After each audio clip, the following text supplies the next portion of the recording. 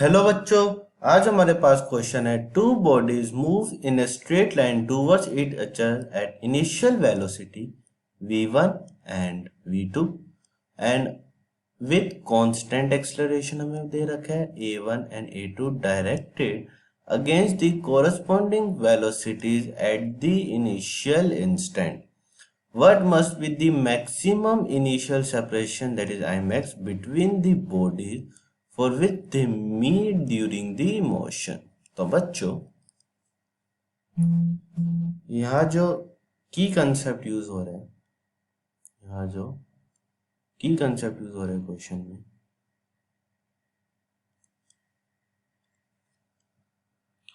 तो आता है रिलेटिव मोशन.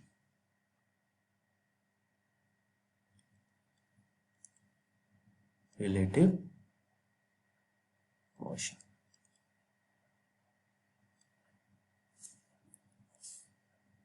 लेकिन अगर हम कंसिडर करते थे relative motion of the body from the view point of the first body, तो अगर हम देखें तो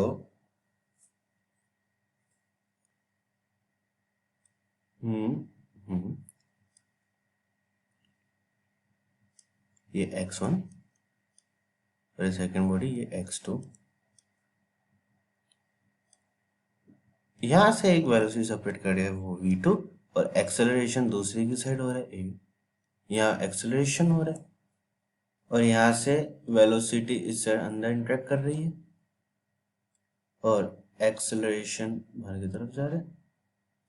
तो ये हमारा डायग्राम है कि दोनों बॉडी स्ट्रेट लाइन की एक जगह से इनिशियल वेलोसिटी और कांस्टेंट एक्सेलरेशन के साथ कोरस्पॉन्डिंग वेलोसिटी के साथ इनिशियल इंस्टेंट पे आ रही है. तो अगर हम दोनों की इक्वेशंस लिखे तो equations will be x1 equals to v1t plus half a1t square और x2 क्या आएगा, x2 equals to v2t minus half a2t square. अब हम जब इन दोनों को समर्ज करते हैं तो x equals to v1 plus v2 t minus a1 plus a2 by t bracket t square. इसके साथ अपन देखें अगली इक्वेशन में तो ये ax अपॉन at क्या आता है equals to v1 v minus a1 plus a2 and t equals to 0. तो हम फाइनल क्वेश्चन देखिए ये क्या बनती है v1 plus v2 upon a1 plus a2. हाँ क्या ना. तो जो अगली इक्वेशन बनती है x इक्वल्स टू, अब यहाँ पे एक इंपॉर्टेंट इक्वेशन मैं ऊपर के साथ लिख देता हूँ. इसके बाद जो आएगा वो आएगा t equals to v1 plus v2 upon a1 plus a2 आया. अब इसके बाद इसकी जो अगली इक्वेशन बनेगी x equals to v1 plus v2 और t की वैल्यू जो हमारी यहां से निकली है इस t की वैल्यू को हम यहां पुट कर देते हैं. क्या आएगी v1 plus v2 divided by a1 plus a2 bracket close. इसके साथ हाफ a1 प्लस a2 और वापस t की वैल्यू क्या है हमारी v1 plus v2 divided by A1 plus A2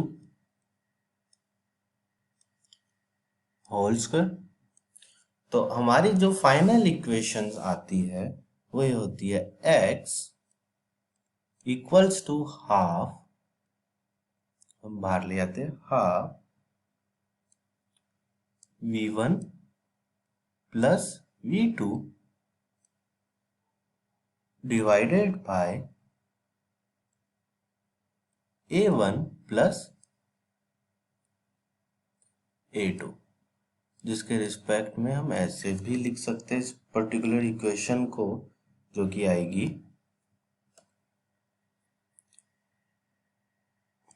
v1 plus v2 whole square divided by 2 two a1 plus a2 और bracket close. तो हमारा फाइनल आंसर एक बार मैं दोबारा यहां लिख देता हूं,